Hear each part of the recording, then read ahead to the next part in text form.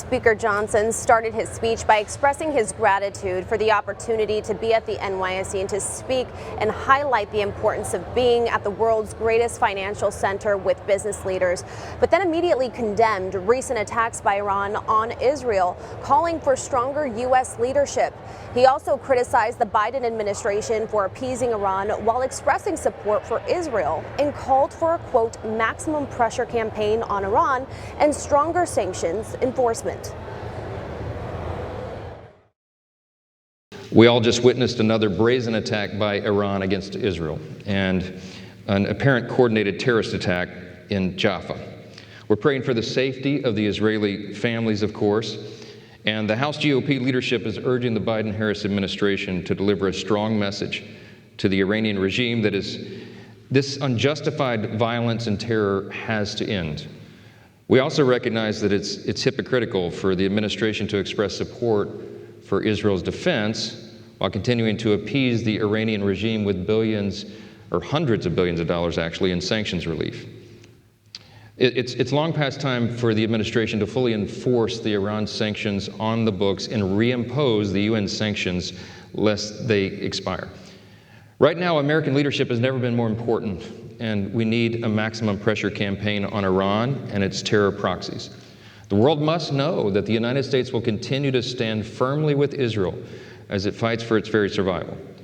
Now, Speaker Johnson addressed the challenges of American families and what they face with inflation, taxes, rising costs, and falling wages, promising to introduce an economic plan modeled after Trump-era policies. He also criticized current policies, raised concerns about China's trade practices and a potential Taiwan invasion, and linked illegal immigration to unemployment, proposing tax measures to address it. First, we'll promote investment and opportunity. And we'll do it by extending and building upon the Trump's tax cuts. Number two, we'll use our economic weight to prioritize this nation.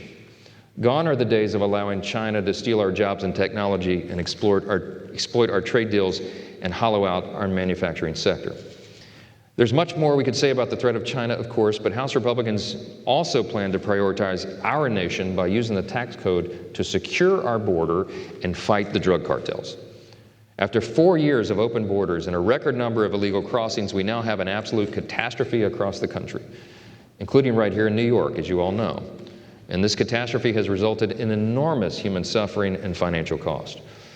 You may have seen how Jay Powell even said that the mass migration issue is causing unemployment to rise, and that seems quite obvious. That's why it's our intention to also use the tax code to deter illegal immigration and eliminate existing policies and loopholes that currently reward illegal aliens.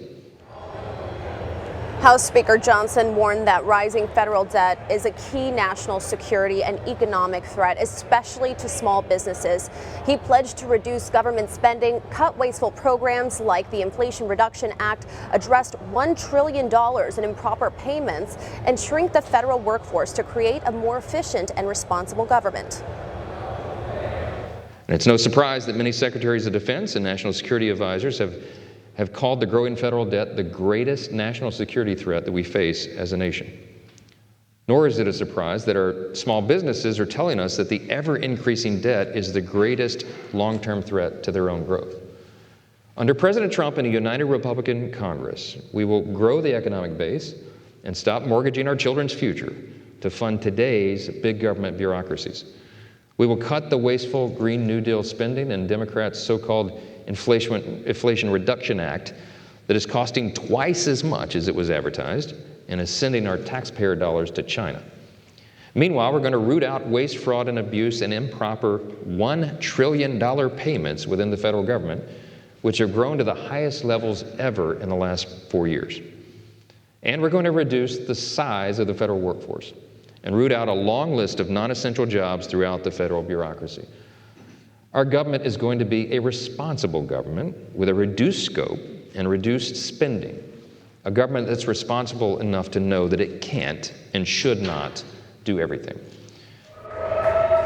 And Kristen, he ended his address by saying that his party is ready to lead again, that it won't be easy, but America always overcomes. So there's a lot to look out for come this November election. Kristen?